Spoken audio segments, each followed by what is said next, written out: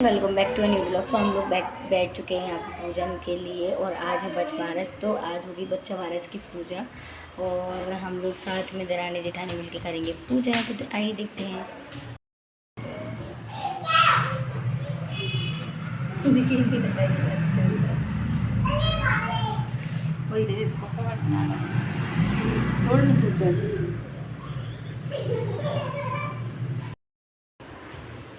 बच्चों की लंबी उम्र के लिए ये पूजा की जाती है और इस तरीके से कुछ इसकी तैयारी होती है। ये देखो, ये दाल है, हरी मूंग की दाल और चने, इन दोनों को साथ में भिगोया जाता है। यहाँ पे दही और बेसन की पूरी है। आज और कुछ नहीं खाया जाएगा, सिर्फ और सिर्फ यही खाया जाएगा। कुछ ऐसा होता है और जब लास्ट में ओग ली जाएगी तो कोहड़े को साड़ी भी निकाल जेठानी ऐसे ही होती है।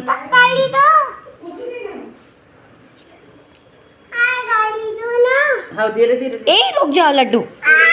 हाँ लो लो लो, जाओ ले जाओ, ये लो ये लो ये लो। जाओ ले जाओ, फिर से बोलो।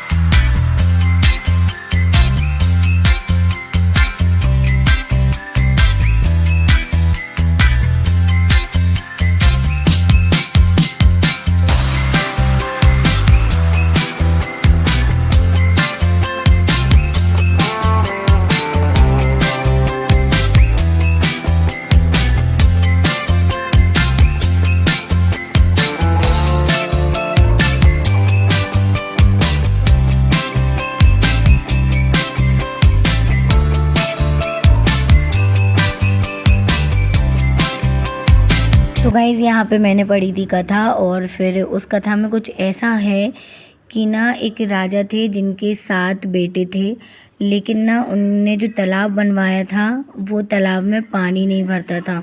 तो उन्होंने किसी विद्वान पंडितों को बुलाया और पूछा, तो वो पंडित जी बोलने लगे कि आपको ना बेटे या फिर किसी पोते की बलि देनी पड़ेगी। तो उन्होंने बलि देने के लिए अपने बड़े पोते को चुना, यानी कि बड़ी बहू के बड़े बेटे को। तो जैसे ही वो उनको भेज दिया उनके मायके और उसके बाद उस पोते की उसने बलि दे दी राजा ने। उसके बाद है ना वो फिर जब वो मायके से लौटी तो है ना मतलब कि देखा तो उसने पूछा कि हमारा बेटा कहाँ है। तो है ना उसने बोला कि ऐसी ऐसी बात थी। तो किसी ने बोल दिया कि बलि दे दी गई। तो वो रोते रोते वहाँ पहुँची तालाब के पास और फिर है ना उन्होंने आवाज़ लगाई। तो जिस तालाब में मतलब जिस पानी भरा था उसी तालाब में से वो बेटा उठ के जीवित होके आ गया। और उसके बाद ना फिर जब से ये मतलब इतनी ज़्यादा प्रचलित हो गई कि गैया और बछड़े की पूजा करने लगे। ऐसे ही सेम कहानी गैया और बछड़े की भी है। मतलब वो जो राजा थे उन्होंने बोला कि ऊख ले लेना। उसके बाद है ना मतलब उसकी नौकरानी से बोल के गए थे कि ये ऐसा ऐसा काम कर लेना और ये गेहूला पका लेना। तो गेहूला पहले ज़माने में बछड़े को बोला जाता था। तो है ना बछड़े के मतलब ऐसे करके वो समझी, नौकरानी समझी कि है ना मतलब बछड़े को पकाना है, तो उसने बछड़े को पका दिया। और फिर सेम जो स्थिति यहाँ पे थी राजा वाली, सेम वही कहानी वो है। तो आज के दिन इसीलिए गैया और बछड़े की कहानी की पूजा होती है। सो आप सभी भी ये पूजा करें, और बच्चों की लंबी उम्र के लिए ये पूजा की जाती है। इसी दिन राखी वगैरह भी पूजती हैं, बच्चों के खेल खिलौने भी पूजे जाते हैं। तो आप सभी भी भैया अपने अपने बच्चों के लिए लंबी उम्र के लिए ये पूजा करें।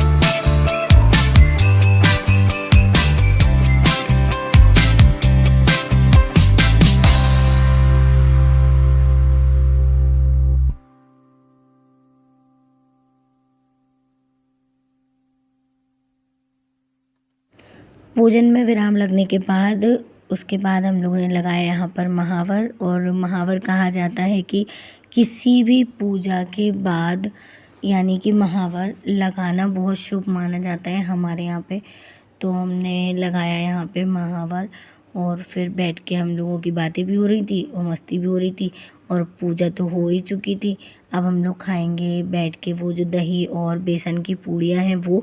इसके अलावा कुछ भी नहीं खाया जाता है, सिर्फ़ और सिर्फ यही खाया जाता है इसमें। अच्छा, हमारे यहाँ मायके में जो पूजा होती थी उसमें ज्वार, मक्का, बाजरे और सिंघाड़े के आटे की भी पूड़ी खा लिया जाती थी, पर यहाँ पर सिर्फ़ और सिर्फ बेसन की खाते हैं। और पूजन भी कुछ थोड़ा सा अलग, थोड़ा सा देखो हर जगह का डिफरेंसेस तो आते ही हैं। हमारे यहाँ असली गैया बछड़े की पूजा होती थी और वहीं जाके जिनके यहाँ पे मतलब गैयें होती हैं और बछड़े होते हैं तो उस दिन वो लोग भगाते नहीं थे, चराने के लिए भेजते नहीं थे।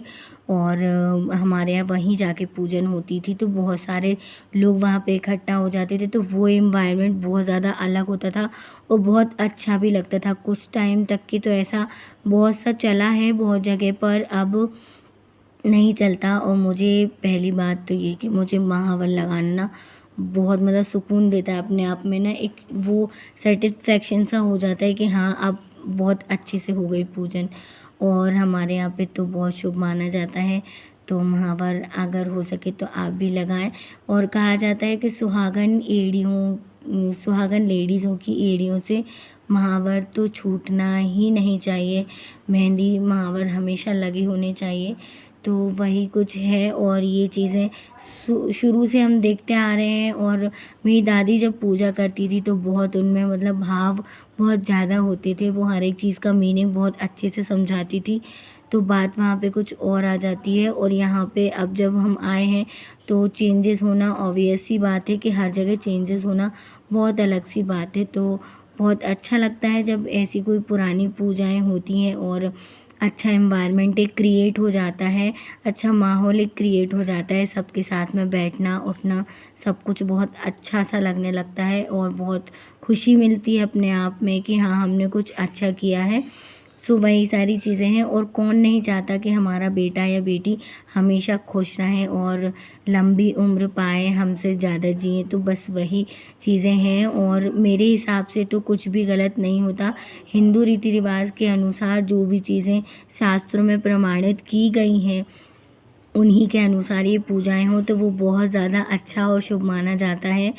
और मैं बहुत खुश हो रही थी यहाँ पर माहौल लगाकर। और अगर ये व्लॉग आपको पसंद आए तो प्लीज़ व्लॉग को लाइक कीजिए, सब्सक्राइब कीजिए, चैनल को